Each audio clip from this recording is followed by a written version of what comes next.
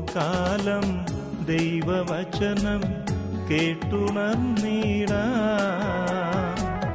തിന്മ വെടിയ നന്മ നിറയും മനമുയർത്തിടാം. നോമ്പുകാലം ദൈവവചനം കേട്ടുണർന്നിടാം. തിന്മ വെടിയ നന്മ നിറയും മനമുയർത്തിടാം. അനുതാപമോടെ വരുവിൻ, കൃപയാൽ നിറഞ്ഞിടുവിൻ.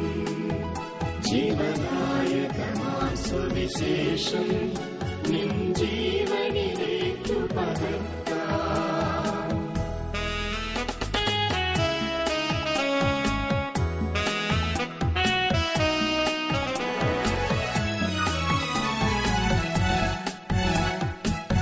ദൈവരാജ്യം ഭൂവിലുയർത്താൻ സ്നേഹമോടണയാം. വൈകിടാതെ യേശു നൽകും രക്ഷ നേടിടാം. ദൈവരാജ്യം ഭൂവിലുയർത്താൻ സ്നേഹമോടണയാം. വൈകിടാതെ യേശു നൽകും രക്ഷ നേടിടാം. ഉപവാസമോടെ പ്രാർത്ഥനയോടെ ദൈവസന്നിധിയിൽ ഒന്നു ചേർന്നിടാം.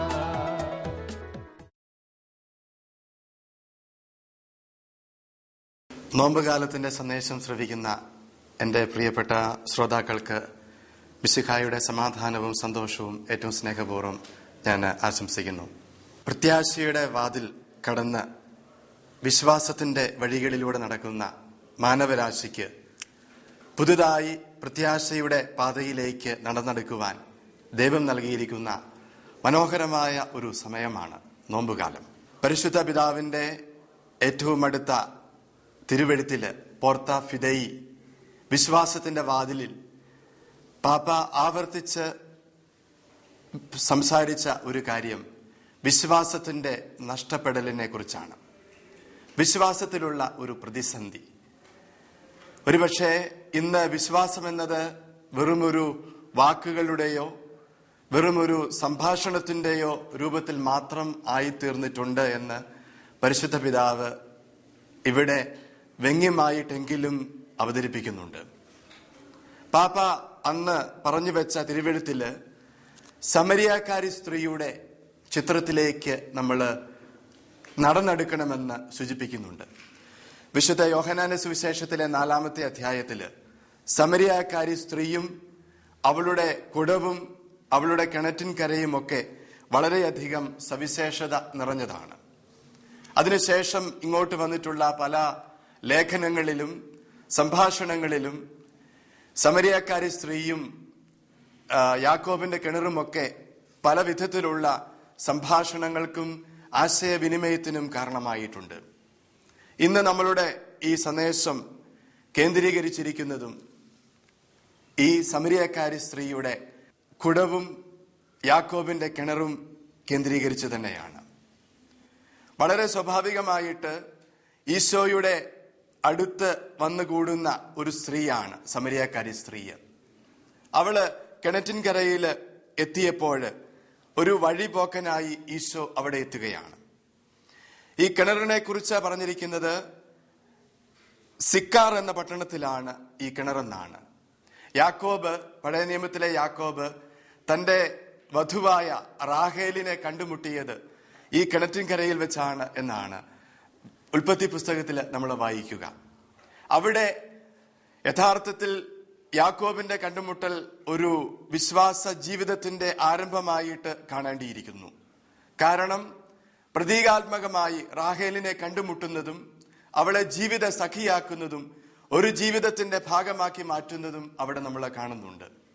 ഇന്ന് ഇവിടെ യാക്കോബിന്റെ അതേ കിണറ്റിൻ ചുവട്ടിൽ വെച്ച് സമരിയാക്കാരിയായ ഈ സ്ത്രീയെ ഈശോ കണ്ടുമുട്ടുന്നത് വഴിയായിട്ട് യഥാർത്ഥത്തിൽ സംഭവിക്കുന്നത് അവിടെ ഒരു കണ്ടുമുട്ടലും ഒന്നുചേരലും ഈശോയുടെ ജീവിതത്തിലേക്കുള്ള കടന്നുവരവലുമാണ്.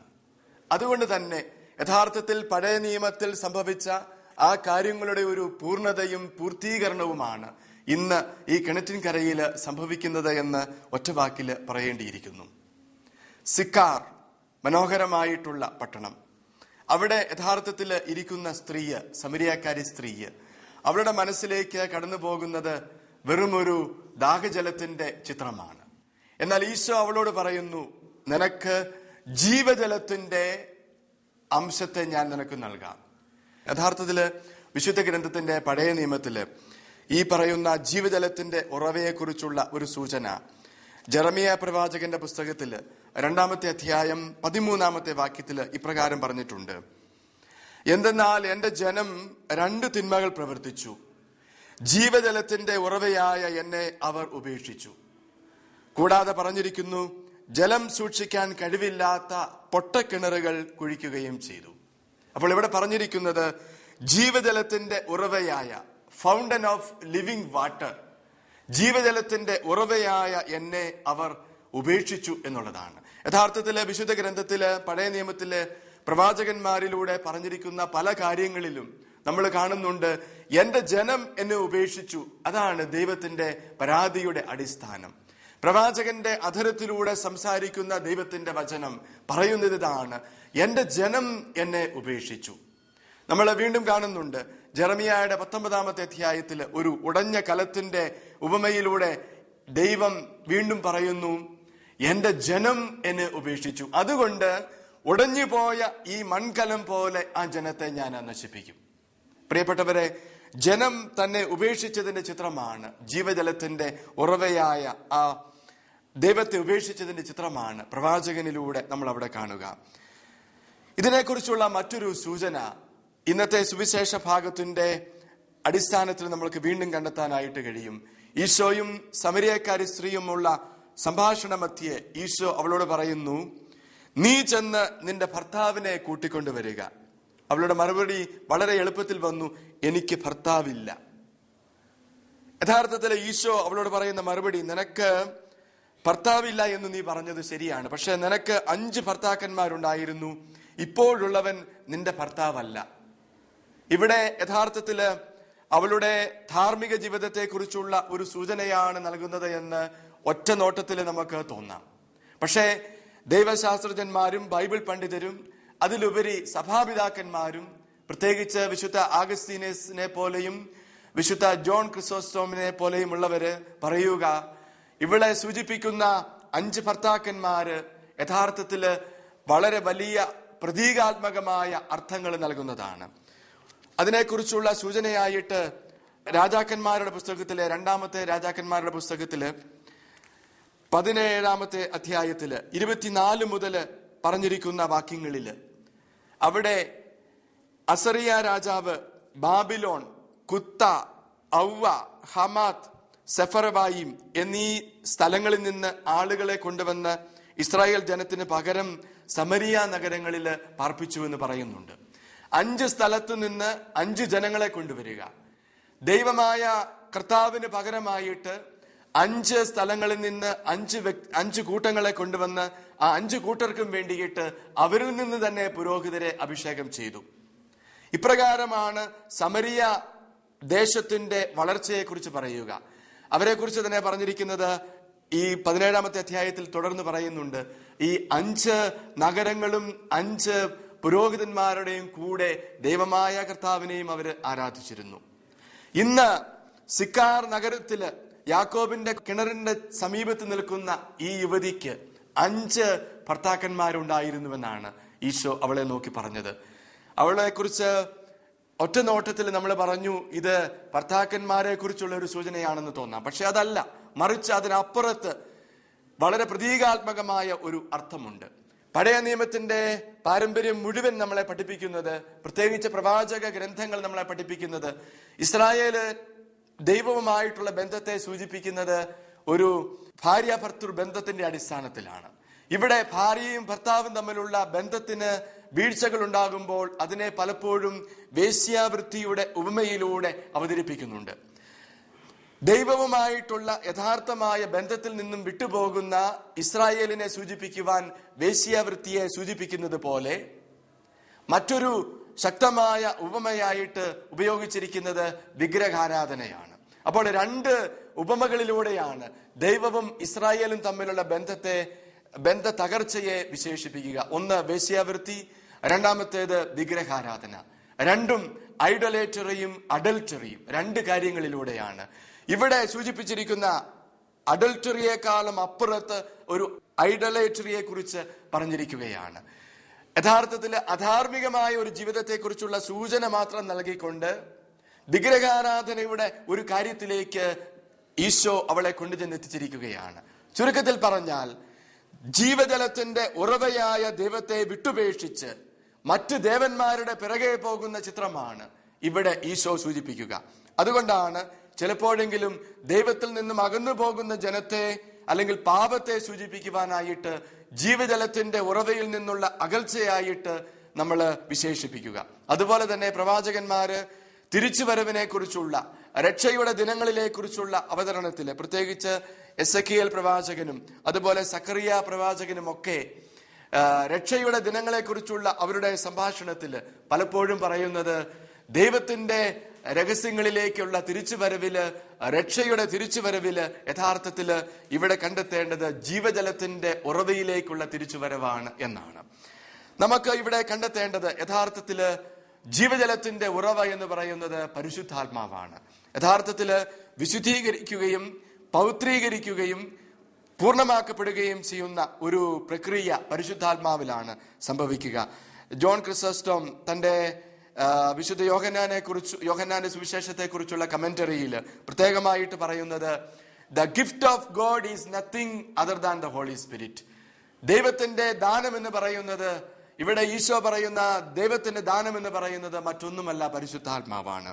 യഥാർത്ഥത്തില് ഇവിടെ ഇന്ന് ഈ വിശ്വാസ വർഷം ആചരിക്കുമ്പോൾ, നോമ്പുകാല സന്ദേശവുമായിട്ട് ബന്ധപ്പെടുത്തി നമ്മൾ ചിന്തിക്കുമ്പോൾ, ദൈവാത്മാവിന്റെ അനർഗളമായ ഒരു പ്രവാഹം നമ്മുടെ ജീവിതത്തിലേക്ക് ഉണ്ടാകണമെന്ന് നമ്മൾ ആഗ്രഹിക്കണം.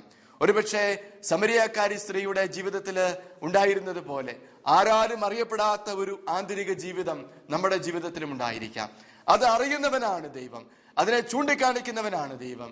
ഒരുപക്ഷെ ഈ നോമ്പുകാലത്തിന്റെ സന്ദേശം നമ്മൾ ശ്രവിക്കുമ്പോൾ, നോമ്പുകാലത്തിന്റെ വചനം നമ്മുടെ ഹൃദയത്തിൽ തട്ടി വിളിക്കുന്നത് ഉണർന്നെഴുന്നേറ്റ് നാം ആയിരിക്കുന്ന അവസ്ഥയെ കണ്ടെത്തി ദൈവത്തിങ്കിലേക്ക് തിരിച്ചു വരാനുള്ള ഒരു വിളിയായിട്ട് വേണം.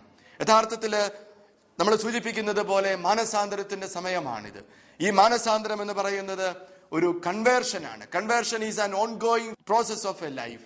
അത് യഥാർത്ഥത്തിൽ ഒരു വ്യക്തിയുടെ ജീവിതം മുഴുവൻ നിറഞ്ഞു നിൽക്കുന്ന കാര്യമാണ്. അവിടെ സംഭവിക്കേണ്ടത് ഒരു ഓൺ ഗോയിങ് പ്രോസസ് എന്ന് പറയുമ്പോൾ ഒരു വ്യക്തിയുടെ മനസ്സിന് അന്തരമുണ്ടാകണം. ജീവിതത്തിലെ തെറ്റുകൾ ഏറ്റുപറഞ്ഞ് അതിൽ ക്ഷമ ചോദിക്കണം. രണ്ടാമത്തെ കാര്യം എന്ന് പറയുന്നത് ആത്മാർത്ഥമായ ഒരു ഏറ്റുപറച്ചിലാണ്, അനുതാപമാണ്. വന്നുപോയ തെറ്റുകളെ കുറിച്ചുള്ള ആത്മാർത്ഥമായ അനുതാപം, മാനസാന്തരം എന്ന് പറയുന്നതാണ് മനസ്സിന്റെ അന്തരം. മൂന്നാമത്തെ ഒരു കാര്യം എന്ന് പറയുന്നത് എ ചേഞ്ച് ഓഫ് ലൈഫാണ്. അത് ജീവിതത്തിന് വരുത്തുന്ന മാറ്റം, പരിവർത്തനം. അവിടെയാണ് യഥാർത്ഥത്തിൽ ഒരു പുതിയ ജീവിതം ആരംഭിക്കുക. നോമ്പുകാലത്തിന്റെ സന്ദേശത്തിൽ നമ്മൾ ജീവിക്കുമ്പോൾ ഒരു പുതിയ വ്യക്തിയാവുക എന്നുള്ളതാണ് ഏറ്റവും പ്രധാനപ്പെട്ട കാര്യം.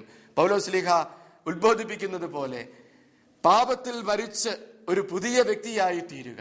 ഇതാണ് നോമ്പിന്റെ സന്ദേശം നമ്മുടെ മനസ്സിലേക്ക് കൊണ്ടുവരുന്ന ചിത്രം. ദൈവം ഈ നോമ്പുകാലത്തിലൂടെ ഒരു പുതിയ വ്യക്തിയായി തീരാൻ നമ്മളെ അനുഗ്രഹിക്കട്ടെ. പരിശുദ്ധ അമ്മ ഈ നമ്മളുടെ ജീവിതചര്യയെ വാർത്തെടുക്കുന്ന ഈ പുതിയ നോമ്പുകാലത്തിന്റെ ഈ ജീവിത കാലഘട്ടത്തിൽ നമ്മളെ നയിക്കട്ടെ. പുതിയ വ്യക്തിയായി തീരാൻ, മാനസാന്തരത്തിലൂടെ പുതിയ ജീവനെ കൈവരിക്കുവാൻ നമുക്ക് സാധിക്കട്ടെ. സമരിയാക്കാരി സ്ത്രീയെ യഥാർത്ഥത്തിൽ ഒന്നും അറിയാത്തവളായി കടന്നു വന്ന് എല്ലാം അറിഞ്ഞവളായി ഈശോയെ പ്രാപിച്ച് നിത്യജീവന്റെ ജലം നേടി തിരികെ പോയതുപോലെ നമുക്ക് നമ്മുടെ ശൂന്യമായ അർത്ഥരഹിതമായ ആഡംബരങ്ങളെയും അർത്ഥരഹിതമായ ജീവിത ശൈലികളെയും മാറ്റിമറിച്ച് എല്ലാം തികഞ്ഞവനായ, എല്ലാം നൽകുന്നവനായ ഈശോയെ കയ്യിൽ സ്വീകരിച്ച് ഈ നോമ്പുകാലത്തില് പുതിയ വ്യക്തിയായി രൂപാന്തരപ്പെടാം. നോമ്പുകാലം ദൈവവചനം കേട്ടുണർന്നിടാ, തിന്മ വെടിയ നന്മ നിറയും മനമുയർത്തിടാ, അനുതാപമോടെ വരുവിൻ കൃപയാൽ